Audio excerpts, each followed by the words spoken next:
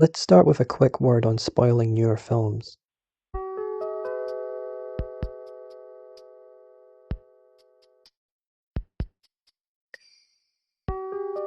This happens a lot less often and is considered much more taboo by most people, for generally more obvious reasons. For example,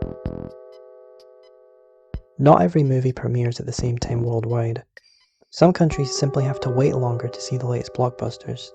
Are those experiences less valid just because they're at the mercy of distribution schedules? Of course not. And due to financial barriers, time constraints, and personal responsibilities, some people just can't justify the cost of a movie ticket on any sort of regular basis. It can be a luxury that some may take for granted, or they just aren't able to prioritize new movies over their day-to-day lives. Some people would prefer to wait for movies to come out on streaming services or home releases. Spoiling a movie before it becomes more widely accessible in home media just ignores this reality. But honestly, that's not the main point of this video.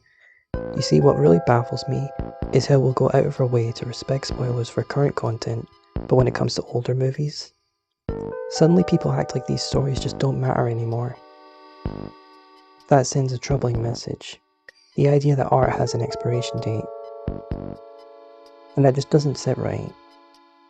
If you care about a movie or a TV show or even a video game, to talk about it online, shouldn't you respect its place in cultural history? Why cheapen its value by spoiling the story for newcomers like it's no big deal? And I see this a lot with YouTubers in particular. Certain creators, especially ones that are fairly well off, seem to have this dismissive, sometimes smug attitude, like caring about spoilers makes you too sensitive. To me, that's just a form of gatekeeping. It's like they're saying, tough luck, if you haven't seen this already, you're not part of our club. But here's the thing. Not everyone had the same opportunities or experiences you did. It feels like a refusal to look past your own reflection, to acknowledge that not everyone was around when these movies came out. A lot of people weren't even born yet. Or maybe they didn't have access to the film, or even knew that it existed until recently. It's a problem with, quote, nerd culture online, and the arrogance that comes with it a lot of the time.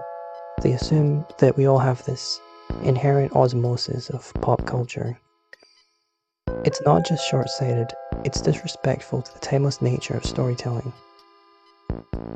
What really gets me is this argument I hear over and over. If you were going to see it, you would have seen it by now. Honestly, this just doesn't make a lot of sense. It ignores that older media is still incredibly relevant. A movie's impact doesn't just fade because it's a few decades old. Whether a movie is from the 90s, the 80s, or even earlier, it still carries the same emotional resonance and narrative power as it did when it first came out. Art doesn't just lose its value over time. In fact, it grows with each new generation that discovers it. The joy of storytelling is the journey, and that journey doesn't belong to any one era or group of people. These are the things that make a story memorable. Spoilers reduce it down, flatten it into a series of facts instead of the experience it was intended to be. And isn't that missing the point? It's like they forget what made them love this story so much in the first place. Why rob someone of that same joy? For me, I would find it exciting, if anything, to share something so personal. I would never want to take that away from you. And if it isn't clear by now, I'm not saying you can't spoil anything at all. I'm not talking about people who provide spoiler warnings, or at least spoiler warnings longer than literally 1 second. By the way, saying the word spoiler in the same sentence as the spoiler is not much of a spoiler warning. What I'm talking about is people that just raw spoil something and then make fun of their viewers for getting upset. As I've said, I just feel like you don't respect art because you imply that these stories don't matter anymore under the false idea that everyone who could possibly be interested in it has already seen it. As though we're all perfect media-consuming robots. There are classic movies that I still haven't seen, and there are movies that may be old news to you, but to me it's brand new and current. I've ended up loving TV shows and narratives and games because the twists and weaving of the tale was preserved properly. So let's talk about what might be the most famous plot twist of all time. The one from Star Wars, The Empire Strikes Back. And you might think it's silly that I'm not just saying what it is, since everyone already knows it. Well, the thing is, not everyone does. You would be surprised how many people have never seen Star Wars, let alone know about the twists. And even if they've seen a parody or a reference, they might not realize it's from Star Wars. Because something feels like second nature to you doesn't mean it's that way for everyone else. When you belittle people who care about spoilers for older films, whether you realize it or not, you're essentially saying that the value of these works is temporary. It's okay to have not seen a famous film, and it's okay to want to watch it in your own time, with the experience that the filmmakers intended, the way it was supposed to be. That's not unreasonable to ask. This attitude also speaks to a broader issue, a lack of attention span that seems to only be getting worse over time. We're at a point now where even a movie that's only a year old is considered too old to care about.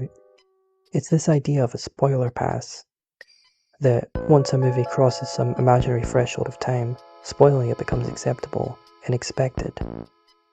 And anyone who objects to this is just whining. Stories don't stop mattering after a certain date. Art is what allows an artist such as a writer to live forever through their work. We create these things so that they may be shared with others. I guess you could say it's all part of connecting with one another in the human condition. So, as much as it annoys me, all I'm really saying is that if you're going to talk about spoilers, preface it, put up a warning. It's not hard to do, and it's a basic respect for your audience. When people skip that step and justify it with, well, this movie's old, it's pompous, and it makes you come off as a rather ignorant person, in my opinion. It's the attitude of being above respecting people who don't share your exact life experience. It deserves to be valued, not thrown aside, especially now when art preservation feels more urgent than ever in a world of corporate greed, funneling comical amounts of money into generative AI to erase the passion and labour of creative human beings in a world of instant digital commodification. Spoilers, without consideration, may seem like a small part of this bigger picture, but it only undermines the enduring power of art, and that's a loss for everyone.